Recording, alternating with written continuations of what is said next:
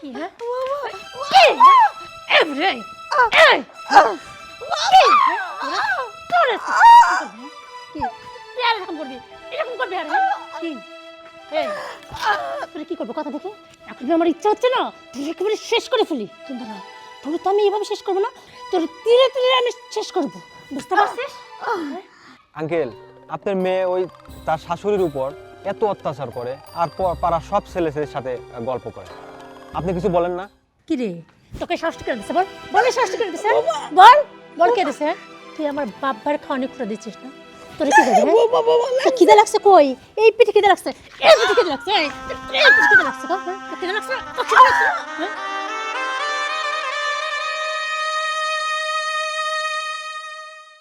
হ্যাঁ জান আমি বাড়িতে পৌঁছে গেছি হ্যাঁ তুমি কোনো চিন্তা করো না আচ্ছা জান এখন তাহলে রাখি হ্যাঁ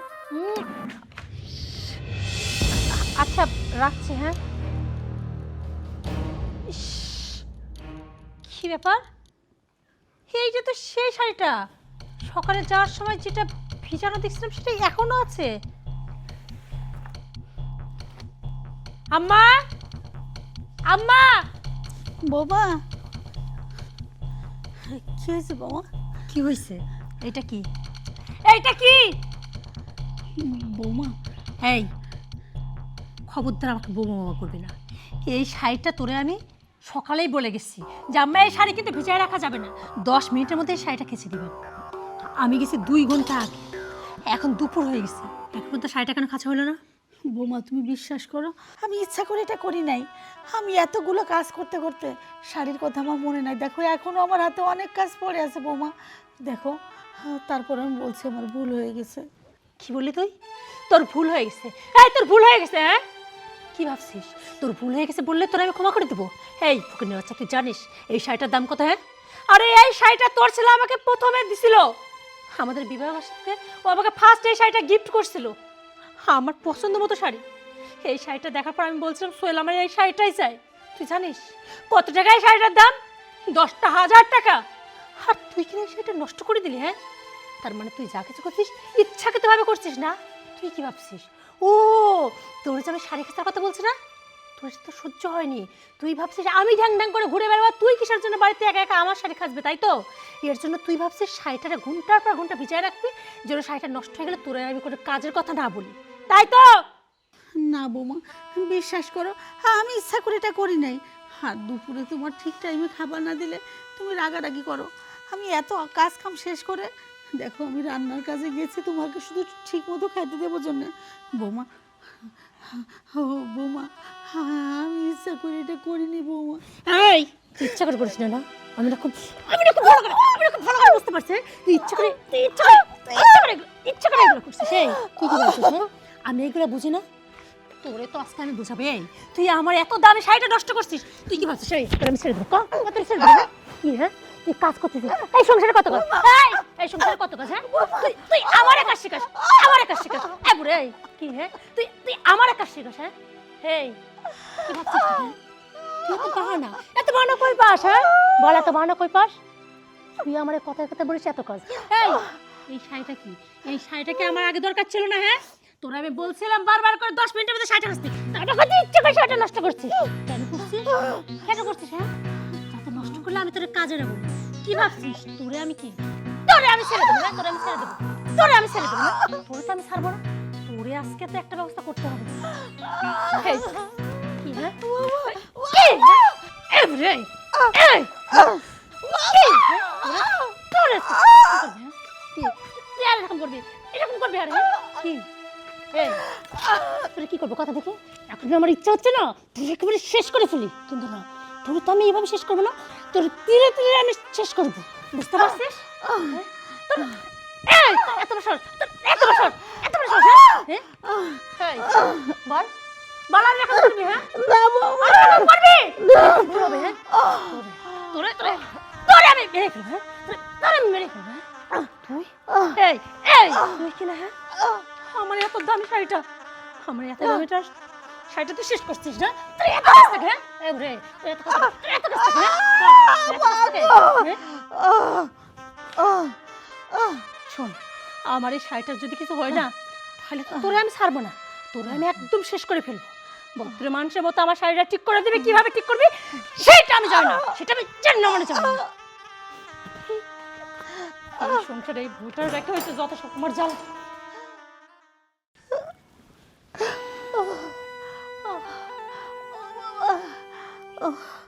আল্লাহ আল্লাহ আল্লাহ গো, আমি এই শরীর নিয়ে আর কত কাজ করব। ও বাবা, ও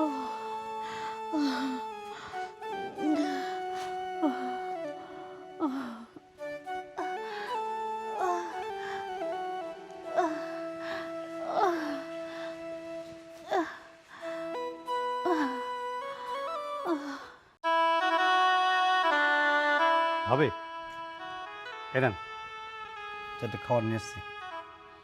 ভাইজান, যদি বৌমা দেখে ফেলে, আমার কপালে তো কষ্ট আছে, সে সাথে আপনার কপালেও কষ্ট। আরে বাদ দেন তো সব কথা, আপনি তাদের খেলেন ধরেন। ভাইজান, আমার বাড়ির বউ আমার কষ্ট বুঝলো না যে আমার কতটা ক্ষুধায় কষ্ট হচ্ছে, আর আপনি আমার জন্য খাবার নিয়ে এসেছেন। তাড়াতাড়ি খান। দারুণ তো। কি ব্যাপার, খাবারটা আপনি নিয়ে আসছেন না? খান। এটা কি করছো তুমি? খান। আমি যেটা করছি একদম ঠিক করছি। তাই আপনার কিভাবে সাহস হলো? হ্যাঁ, আমার বাড়িতে আমার পারমিশন ছাড়া আপনি নিয়ে সেই বইটারে খাবার খাওয়াচ্ছেন? তুমি বড্ড বাড়াবাড়ি করতেছো কিন্তু। বাড়াবাড়ি না? এই বুড়াই, বাড়াবাড়ি কি দেখছিস তুই? দেখো, পরিণাম কিন্তু ভালো হবে না তোমার। বাবা, আমাকে পরিণামের ভয় দেখানো হচ্ছে? হ্যাঁ, কি মনে হয় তো ভয় আমার পাওয়া উচিত না তোর পাওয়া উচিত? হ্যাঁ, ভাষা সমঝোতা রেখে কথা বলো, আমি কিন্তু তোমার চাচা। চাচা? চাচা মাই ফুড। এই বুড়ো, তোরা তো আমি চাচা হিসেবে মানি না। আর কি রকম চাচা? হ্যাঁ, পাড়া প্রতিবেশী চাচা। হাহ, পাড়া প্রতিবেশী চাচাকে চাচা মানতে আমার বয়ে গেছে। আর তাছাড়া একটা জিনিস বুঝলাম না, এই পাড়াতে তো অনেক চাচা চাচি আছে, কই তারে কার তো আমার শাশুড়ির জন্য কষ্ট লাগলো না, তার জন্য খাবারও প্লেটে করে নিয়ে আসলো না, কিন্তু আপনারই হঠাৎ কেন নিয়ে আসতে হলো? তার মানে কি আম্মা, আমি কি অন্য কিছু ধরে নিব? হ্যাঁ বৌমা, এসব কি বলছো তুমি? সি সি সি, শোন, আমি না বাচ্চা খুকি না, আমি না অনেক কিছু বুঝতে পারি। আমার তো মনে হচ্ছে তলে তলে অন্য কিছু চলতেছে। বৌমা, তোমার মাত্রা কিন্তু তুমি ছাড়া যাচ্ছ। চুপ! এই মাত্রা কাক সাউন্ড দেখাচ্ছিস? হ্যাঁ, শোন, আমার বাড়িতে কি হবে না হবে সেটা আমি বুঝবো, আমার শাশুড়িকে আমি খাইতে দিব কি দিব না সেটা আমি বুঝবো। ভদ্র মানুষের মতো এই মুহূর্তে এই বাড়ি থেকে বের হয়ে যা। আর যদি তা না করিস বা আবারও আসার চেষ্টা করিস আর আমার শাশুড়ির প্রতি যদি দয়া মায়া দেখানোর চেষ্টা করিস না, তোদের দুইজনের নামে টোটাল এলাকা জুড়ে এমন রটনা রটাবো যে লজ্জায় দুইজনে কেউ মুখ দেখাতে পারবে না, লাস্টে দুজনে আত্মহত্যা করতে হবে। বুঝতে পারছিস? যা বেরো। ভাইজান, আপনি চলে যান ভাইজান, আপনি চলে যান। ঠিক আছে, যাচ্ছি, তবে আমি দেখে নেব। দেখে নিবে? আমার নাকি দেখে নেবে? এবারে তোর চুটি, শুধুমাত্র তোর চুটি আমাকে এতগুলো কথা শোনা গেল? হ্যাঁ, কি রে তুই আশেপাশে মানুষকে বলে বেড়াস না আমি ভাত খাইতে দিই না? হ্যাঁ, আজকাল আশেপাশে বাড়িতে হাত পেতে ভাত চাও শুরু করেছিস? কি পাইছিসটাকে? হ্যাঁ, কি পাইছিস তুই বল? এই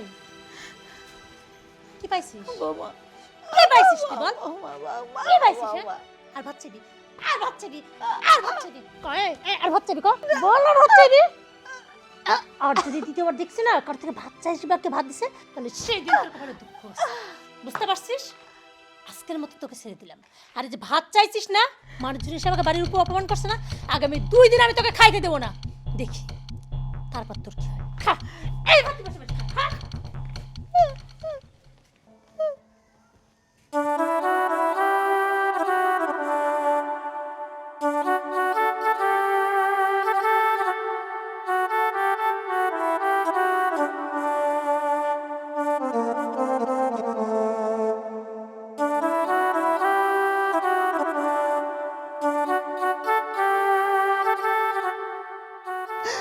হায় রে প্রবাসীর মা, আমার ছেলে থাকে প্রবাসে, আর আমার কপালে এক মুঠো ভাত জোটে না।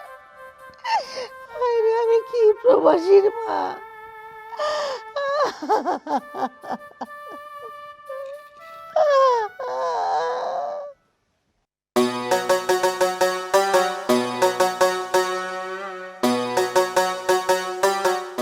আঙ্কেল আসসালামু আলাইকুম। ওয়ালাইকুম আসসালাম। আঙ্কেল ভালো আছেন? হ্যাঁ বাবা, আল্লাহ খুব ভালো রাখছে। কই যাচ্ছেন আঙ্কেল? বাবা আমার মেয়ের বাড়িতে যাচ্ছি। ও আচ্ছা, তো আমি একটা কথা বলতে চাচ্ছিলাম আপনাকে। আরে বাবা বলো। আঙ্কেল, আমি একটা কথা বুঝলাম না, আপনি এত ভালো মানুষ, আপনার মেয়ে এত খারাপ কেন? কেন, কি হয়েছে?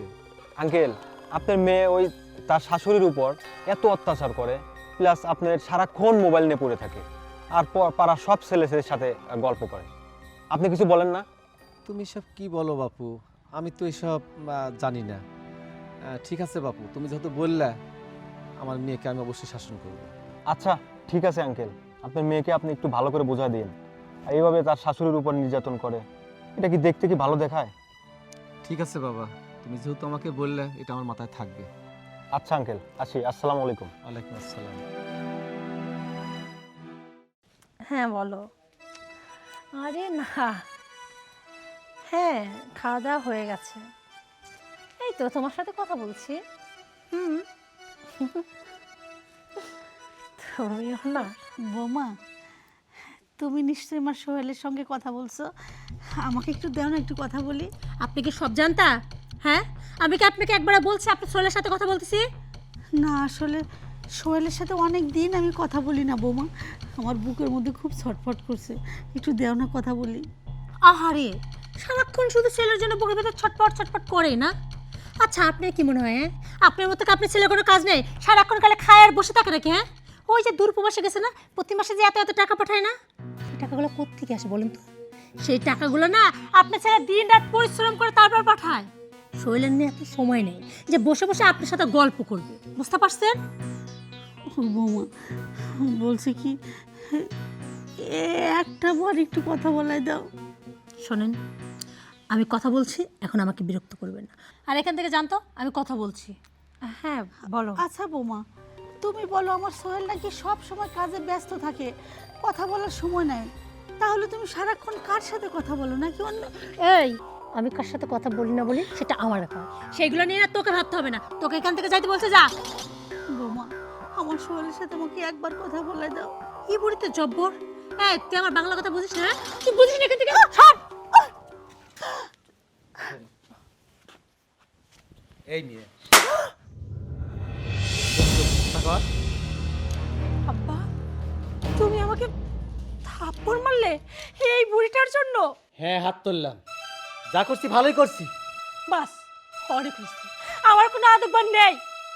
আমি বুঝতে পারছি তুমি পর হয়ে গেছো না, এই বইটার জন্য তুমি আমার গায়ে হাত তুললা, এটা তুমি মোটেও ঠিক করলো না, মোটেই না। বিয়ান, কিছু মনে করবেন না, আসলে তো ছোট মানুষ, ও তো বুঝতে পারে না, যার জন্য বেয়াদবি করে ফেলছে। আর তো খুব অভিমানী, দেখি ও আর কোন দিকে চলে যায় নাকি। ঠিক আছে। আসলে বিয়াই লোকটা কত ভালো, অথচ বৌমা আমার সাথে কি খারাপ ব্যবহার করে। আসলে একটা কথা সত্যি কি, আমার বিয়ার তো একটাই মেয়ে, ছোটবেলা থেকে শাসন করেনি, আদর দিয়ে দিয়ে এই অবস্থা। আর যদি শাসন করতো তাহলে এই অবস্থা হতো না।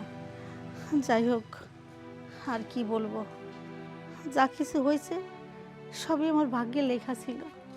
হ্যাঁ, আমি কিছুই মনে করি নাই, কিছুই মনে করি নাই আমি।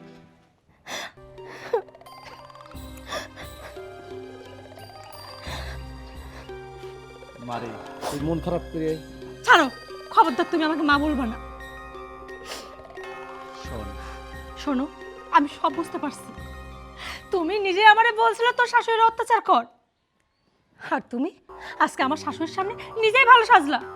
তুমি জীবনে কখনো আমার গায়ে হাত তুলো নাই, অথচ সে তুমি আজকে আমার একটা থাপ্পড় মারলা। আচ্ছা, আমার শাশুড়ির প্রতি কি তোমার ভালোবাসা এত উতলে উঠছে, হ্যাঁ, যে ওই বইটার জন্য তুমি আমার গায়ে হাত দিলা?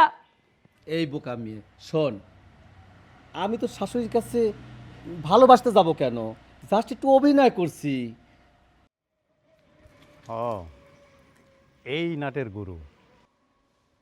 তাহলে ভিডিও করে দেখাতে হয় সোহেলকে। ঠিক আছে, আমি ভিডিওটা করি। মনে কর তুই এরকম নির্যাতন করতেছিস, আর আমি যদি এটুকু না করি তাহলে ভাববে যে বাপ বেটি আসলে দুইজনই খারাপ এবং দুইজনই আমার উপর অত্যাচার করে। আমি একটু ভালো সাজার জন্য এই অভিনয়টা করছি, তুই বুঝিস না কিসের জন্য। তার মানে তুমি যে ওই আমাকে থাপ্পড় মারলা আমার শাশুড়ির চোখে ভালো সাজার জন্য? হ্যাঁ, ও আচ্ছা, এখন বুঝতে পারছি। তুমি এমন কাম করতেছো যেন সাপও মরে লাঠিও না ভাঙে, তাই তো? হ্যাঁ হ্যাঁ, তুই ঠিক বুঝতে পারছিস। তুমি তো আমাকে বলছিলা ওই এই বুইটারে অত্যাচার কর, শুধু শুধু বসায় কেন খাওয়াবি, আর তুমি আজকে আমাকে মারলা। আসলে তখন আমি বুঝতে পারি নাই। তুই ভাবছিস যে আমি তোর শাশুড়ি পক্ষ হয়েছি? নো, কোনো দিনের জন্য না। তুই শোন, এমন নির্যাতন করবি, ভাতে মারবি, কাপড়ে মারবি, পানিতে মারবি, নির্যাতন করতে করতে দেখবি একদিনও হুড় করে একাই বাইর থেকে বের হয়ে চলে যাবে। এগুলো আমি তোকে শিখাবো নাকি? তুই নিজের মন মতো ভাবে ওকে নির্যাতন করবি, আর আমি ভালোভাবে থাকবো, একেবারে ফেরেশতার মতো থাকবো, যাতে তোর শাশুড়ি বুঝতে পারে আমি খুব ভালো মানুষ। আচ্ছা হয়েছে হয়েছে, নাও। আমি তো আর বুঝতে পারি না আমার শাশুড়ির সামনে তুমি এভাবে অভিনয় করতেছো। আব্বা, কিন্তু একটা কথা, তোমার কথা মতো নির্যাতন তো ঠিকই করতেছি, কিন্তু এই বইটা না সারাক্ষণ শুধু ওর ছেলের সাথে কথা বলতে চাই। আরে আমি ওর জন্য একটু শান্তি মতো ফোনে কথাও বলতে পারি না। আর তাছাড়া কয়বার বুঝ দিবে বলো? মাঝে মাঝে বলি আপনার ছেলে ব্যস্ত আছে, আবার মাঝে মাঝে বলে এ ফোন দিছে ও ফোন দিছে, কিন্তু কতবার এভাবে কাটাবো? আর তাছাড়া ওনার ছেলের সাথে যদি উনি কথা বলে, বাইচান্স যদি সোহেলকে কিছু বলে দেয়, আর সোহেলকে কিছু বলে দিলে বুঝতেই তো পারতেছো সোহেলকে বিদেশ থেকে টাকা পাঠানো বন্ধ করে দিবে। আর টাকা পাঠানো বন্ধ করে দিলে তুমি আর আমি ভালোভাবে চলবো কিভাবে? আমরা যে এত জমি জমা কিনতেছি, টাকা পয়সা গুছাচ্ছি, সেগুলো তো কিচ্ছু হবে না। শোন, তুই ভয় পাচ্ছিস কিসের জন্য? এই বুড়ি কি এমন নির্যাতন করবি, দেখবো তোর কথা শুনতে বাধ্য হবি। আর শোন, ওর কাছ থেকে যে জমি সম্পত্তি আছে সব কিছু লিখে নিবি। ও যদি কথা না শোনে, বুঝতেছিস, বাপ বেটি লেগে এমন ভাবে নির্যাতন করব যাতেও আমাদের কথা শুনতে বাধ্য হয়। আব্বা, তোমার কথা কিন্তু আমি বুঝতে পারছি। তার মানে তুমি বলতেছো হচ্ছে যে বুড়ির নামে যা যা সম্পত্তি আছে সব লিখে নিতে, আর এমন নির্যাতন করতে, আর বুড়িটাকে ভয় দেখাতে যেন সোহেলের কাছে মুখ না খুলে, তাই তো? হ্যাঁ হ্যাঁ, তুই ঠিক ধরছিস। আচ্ছা ঠিকই বলছো, ওরে এমন মার দিব আর এমন ভয় দেখাবো যেন ও সোহেলের সাথে কথা বললে কোনো কিছু ভরসা করতে পারে। ঠিক আছে, ঠিক তুমি আছে। কোনো চিন্তা করো না। আর আমার শাশুড়ির সামনে যেরকম ভালো মানুষ আসতো না, ওই রকম ভালো মানুষের সেজে থাকো, যেন তোমার ঘরে কোনো দোষ না আসে। হ্যাঁ, তুই ঠিক বলছিস। শোন, আমি এমন ভালো ব্যবহার করব যেন তোর শাশুড়ি আমাকে ফেরেশতা মনে করে। আর শোন, তোর বাড়িতে যখন আসি না, তখন ওই রাস্তায় মানুষ অনেক কথা আমাকে বলে, তুই নাকি তোর শাশুড়ি মানে নির্যাতন করিস, খাইতে দিস না। আর আমি এই জন্যই কিন্তু এই অভিনয়গুলো করতেছি, তোর শাশুড়ি যেন বুঝতে পারে আমি খুব ভালো মানুষ। আচ্ছা ঠিক আছে, শোনো, যদি দরকার হয় মাঝে মাঝে মানুষের সামনে আমাকে শাসন করবা, মারবা, আমি কিছু মনে করবো না। আমি তো বুঝবোই মানুষের সামনে তুমি ভালো সাজার জন্য এগুলা করতেছো। ঠিক বলছিস তুই। আচ্ছা চলো, ভিতরে চলো। হ্যাঁ চল। দেখি ওর ছেলের কাছে একটা ফোন দিয়ে দেখি।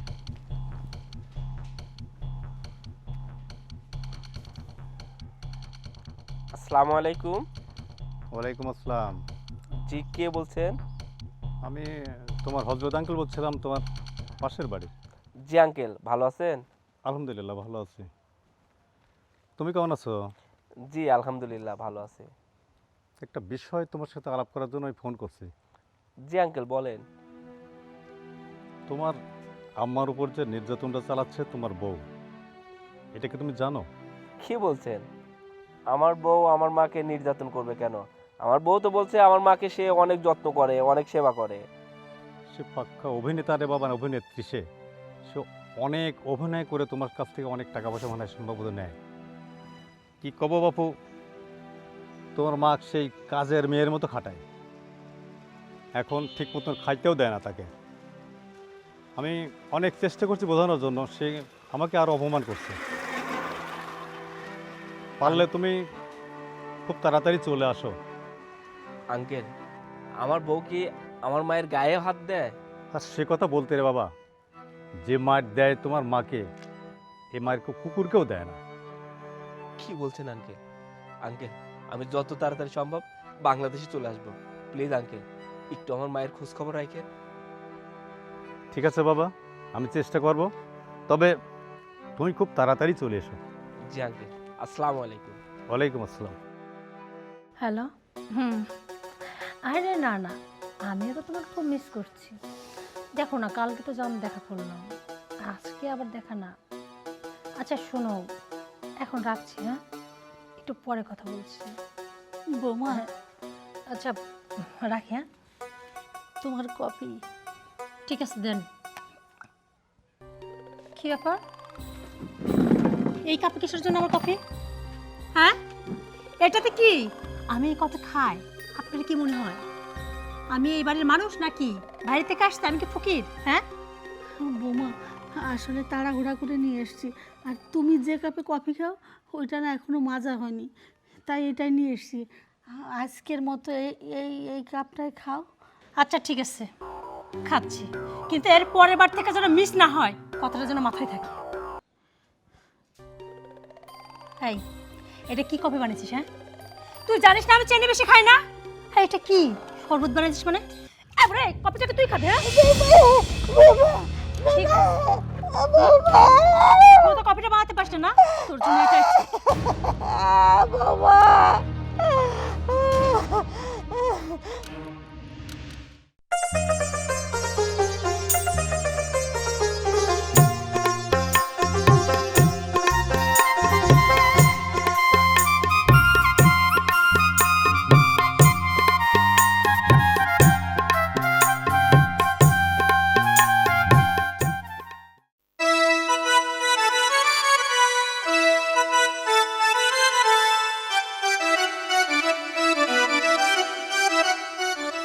বৌমা, বলছি সব কাজ কাম শেষ হয়েছে, এখন আমাকে একটু খাইতে দাও। হা হা, কত সুন্দর বৌমা, সব কাজ কাম শেষ হয়েছে, এখন আমাকে একটু খাইতে দাও। এই, তোর জন্য কি আমি রান্না করে নিয়ে বসে রয়েছি? হ্যাঁ, যে বৌমা একটু খাবার দাও বললি, আর আমি তোর জন্য খাবার বেড়ে দিব? বৌমা, এত রান্না বান্না করলাম, আর এখন বলছো যে রান্না বান্না করে কি বসে আছি? শোনেন আম্মা, রান্না বান্না আপনি করছেন ঠিক আছে, সেই খাবারগুলো না আমি আর আব্বা মিলে খেয়ে শেষ হয়ে গেছে। বিশ্বাস না হয় যান রান্নাঘরে দেখে আসেন, হাঁড়ি পাতে সুন্দর করে রেখে আসছে। ওগুলা তো সব আমি মেজে ঘষে রেখে আসলাম, কিন্তু বৌমা, ও তাহলে তো জানেনি আবার এখানে কিন্তু কোত্থেকে আসলে? হ্যাঁ শোনেন, রাতে রান্না বান্না হোক, আপনাকে খাইতে দিব, এখন ঘন ঘন করে না এখান থেকে যান। ও বৌমা, ওই যে ফ্রিজে যে খাবারগুলো রাখছো ওখান থেকে আমাকে একটু মাংস দাও, আমি একটুখানি ভাত খাই।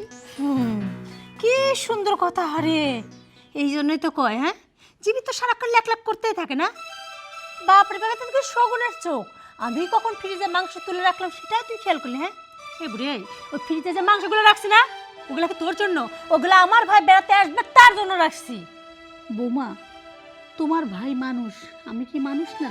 মানে ও বেড়াতে আসবে তখন ওকে খেতে দিবে, আর আমি উপস্থিত এ বাড়িতে আসি, আমার জন্য খাবার হবে না?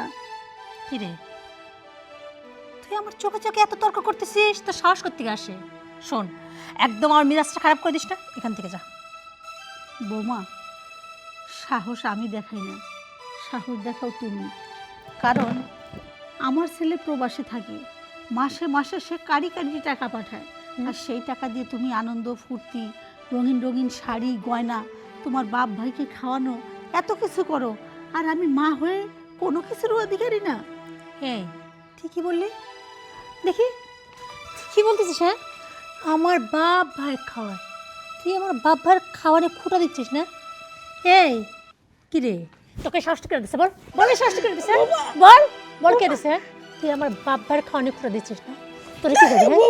তোর খিদে লাগছে? কই এই পিঠে খিদে লাগছে, এই পিঠে খিদে লাগছে, এই পিঠে খিদে লাগছে, হ্যাঁ তোর খিদে লাগছে, তোর খিদে লাগছে, হ্যাঁ তো তোর আজকে কে কাছে আমি পেটটাই কেড়ে শেষ করবো। হ্যাঁ, এত খিদে তোর করতে গেলে? হ্যাঁ কি রে, হ্যাঁ তুই আমার বাপ ভাইয়ের খাওয়ানে খুঁটা দিস না? তোরে তোরে তো আজকে আমি ঠিক করেছি, খিদে লাগছে, খিদে লাগছে, আর আমার বাপ ভাই খুঁটা দিবি, খুঁটা দিবি, বল খুঁটা দিবি? হ্যাঁ কি কি ভাবছিস তুই? হ্যাঁ, তোরে কিছু কইনের জন্য কি সাপের পাঁচ পা দেখছিস? হ্যাঁ, তোরে এখন এই ঘাড় ধাক্কাতে যদি বাড়ি থেকে বের করে দিই, কেউ ঠেকানোর নেই, খাইতে দিয়া তো পরের কথা। এখন তোরে কি করবো বলতো? এখন তোরে তো আমি ঘাড় ধাক্কাতে বের করে দিব, চল, কেউ ঠেকাতে পারবে না, যা সোহেল। এই দেখো আম্মা, আম্মা রাগ করে চলে যাইতে চাচ্ছে। চুপ!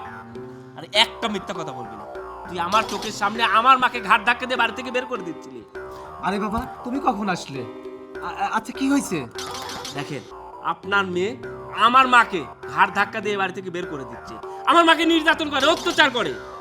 এই বেয়াদব মেয়ে, শাশুড়ি তো মায়ের মতো, তার গায়ে হাত দেওয়া লাগবে কেন? চুপ! আপনিও কোনো কথা বলবেন না। আপনি সকল নষ্টের মূল, আপনি হচ্ছেন নাটের গুরু। কি আপনি ভাবছেন আমি কিছুই জানি না? আমি দূর প্রবাসে আছি জন্য আমার মাকে নির্যাতন করবেন, অত্যাচার করবেন, আর সেটা আমি বুঝতে পারবো না? আমার কাছে সকল প্রমাণ আছে, দেখবেন। আপনি যতগুলো কুকীর্তি কাজ করেছেন সবগুলো প্রমাণ আমার কাছে আছে। আপনি যে এত কুৎসিত মনের একজন মানুষ, সেটা আপনাকে না দেখলে আমি বুঝতে পারতাম না। আপনি এত জঘন্য। আর সূচনা, তুমি আমার মায়ের সঙ্গে এমনটা কেন করলে? আমি তো তোমাকে কোনো অযত্নে রাখিনি।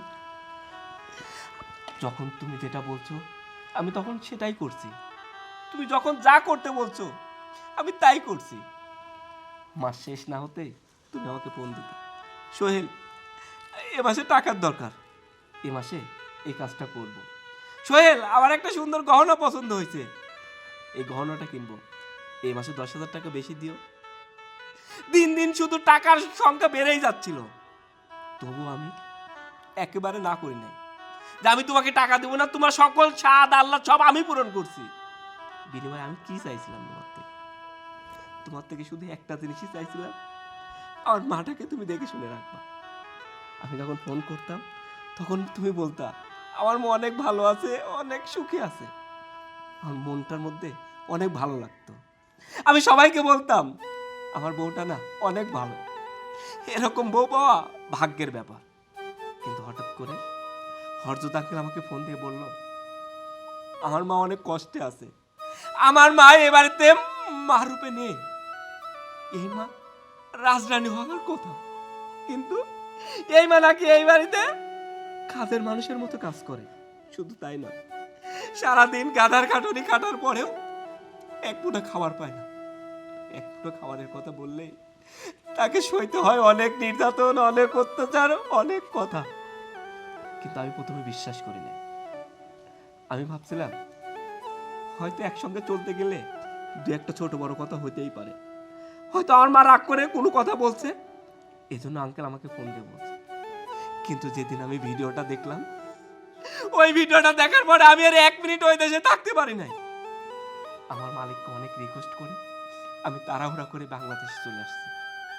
আর আসার পরে আমার এই 2 চোখে যেটা আমি দেখলাম, সেটা আমি এখন পর্যন্ত বিশ্বাস করতে পারছি না। আমি এগুলো কি দেখলাম?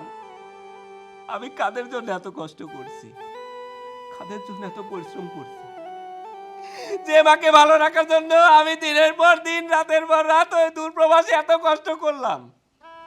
আর বাড়িতে এসে সেই মাকে নির্যাতন হতে দেখলাম, সেই মাকে নির্যাতন হতে। একজন প্রবাসীর মা তো এত অসহায় থাকার কথা না। একজন প্রবাসীর মা রাজরানী হয়ে থাকার কথা। কারণ একজন প্রবাসী কষ্ট করে তার মাকে রাজরানী হয়ে থাকার জন্য। সে প্রবাসী কাজ করবে, তার মা ভালো খাবে, ভালো পড়বে, বাকি জীবনটুকু সুন্দরভাবে কাটাবে। তুমি জানো প্রত্যেকটি মা বাবা তার সন্তানকে কেন মানুষ করে? প্রত্যেকটি মা বাবা তার সন্তানকে মানুষ করে শেষ বয়সে এসে সন্তান তার লাঠি হয়ে দাঁড়াবে, সন্তান তার ঢাল হয়ে দাঁড়াবে। শেষ জীবনে সে যেন ভালো থাকতে পারে। আমার মা তো অনেক কষ্ট করে আমাকে মানুষ করছে, শেষ বয়সে এসে একটু সুখ দেখার জন্য, একটু সুখে থাকার জন্য। কিন্তু আমার মা তো সুখে নেই। আমার মা আছে অনেক যন্ত্রণায়, অনেক কষ্টে। একজন প্রবাসীর অসহায় মা, এটা শুধু নাটক, গল্প, সিনেমা এগুলোই আমরা দেখছি। কিন্তু তুই সেটা বাস্তবে আমাকে দেখাইলি যে একজন প্রবাসীর মা কতটা অসহায় হয়। মা তুমি কোনো চিন্তা করো না, তোমাকে ওরা নির্যাতন করছে, অত্যাচার করছে না, আজ থেকে আমি ওকে নির্যাতন করব, অত্যাচার করব। ঠিক মতো খাইতে দিব না, পড়তে দিব না, ঘুমাতেও দিব না। তুই আজ থেকে এ বাড়িতে কাজের মেয়ে হয়ে থাকবি। সোহেল, সোহেল বিশ্বাস করো, আমার কোনো দোষ নেই। আমি যা কিছু করছি না, আমার বাবার কথা মতো করছি। বিশ্বাস করো সোহেল, আমি এগুলো কিচ্ছু করতে চাইনি। এই যে আমার বাবা সারাক্ষণ শুধু আমাকে বলতো, সূচনা শোন তুই এক কাজ কর, কেন শুধু শুধু এই বইটা রাখবি? এই বইটা খেয়ে খেয়ে শুধু শুধু অন্ন ধ্বংস করবে। এক কাজ কর, এই বুইটার এত অত্যাচার করে, এত নির্যাতন কর, যাতে বুইটা একাই বাড়ি থেকে সুরসুর করে চলে যায়। হ্যাঁ আমি তাই তো বাবার কথা মতোই কাজ করছি। জানো তো বাবা বলছিল এই বুইটা যখন চলে যাবে তখন তো যা মন চাইবে তুই তাই করতে পারবি, যেখানে খুশি যাইতে পারবি। আমি দেখলাম সত্যিই তো, আমি কেন এই বুইটার কথা মতো শুনবো? এই সংসার সমস্ত কিছু আমার হাতে আসবে। তাই বাবার কথাগুলো শোনার পরে আমি না আমার লোকগুলো সামলাতে পারিনি। আমি না শুনে না বুঝে আমার সাথে দিনের পর দিন অত্যাচার করে গেছি, নির্যাতন করে গেছি। অবশ্যই আমি যা করছি ভুল করছি, তুমি আমারে ক্ষমা করে দাও। তোর কোনো ক্ষমা নেই। তুই জানিস আমার এই মাটাকে আমি জীবনের চাইতে বেশি ভালোবাসি, আর তুই সেই মাটাকে নির্যাতন করছিস, অত্যাচার করছিস। তোর তো কঠিন শাস্তি ভোগ করতেই হবে, তোর কোনো ক্ষমা নেই। আম্মা আম্মা আমাকে ক্ষমা করে দেন আম্মা। ও আম্মা বিশ্বাস করেন আমি তো এরকম ছিলাম না, আপনি তো জানেন। আমি সব কিছু না আব্বার কথা মতো করছি, আপনি এবারের মতো আমার ক্ষমা করে দেন। সোহেল, বৌমাকে ক্ষমা করে দে, ওর ভুলও বুঝতে পেরেছে। আসলে ও তো ছোট মানুষ, দোষ তো ওর বাবার। ওর বাবা একটা বড় মানুষ হয়ে, মুরব্বী মানুষ হয়ে কি করে পারলো মেয়ের সংসারটাকে নষ্ট করার বুদ্ধি দেওয়ার? ভাই, সব বাবা মা চেষ্টা করে তার মেয়ের সংসার যেন ভালো থাকে, সুখের হয়। আর আপনার বেলায় উল্টো দেখলাম, আপনি আমার সামনে ভালো সাজছেন, কিন্তু গোপনে গোপনে মেয়েকে ঠিকই কুমন্ত্রণা দিচ্ছেন। কেন ভাই? দেখেন আজকে আপনার জন্য আপনার মেয়ে আমার ছেলের কাছে কত অপমানিত হচ্ছে। সোহেল, তুই বৌমাকে ক্ষমা করে দে, কিন্তু যে এই কাজটা করাচ্ছে তাকে তুই কখনো ক্ষমা করবি না। হ্যাঁ মা, তার তো কোনো ক্ষমাই নেই। কি হলো, আপনি এখনো দাঁড়িয়ে আছেন? আর কোনোদিন আমার বাড়ির ত্রিসীমানা যেন আপনাকে না দেখি। ফাদ্দার যদি এই বাড়িতে আপনাকে দেখি, তাহলে সেদিন সত্য সত্যি আপনার মেয়েকে আমি তালাক দিয়ে দেবো। যাচ্ছেন না কেন? যান। আচ্ছা বাবা, আমি যাচ্ছি। আম্মা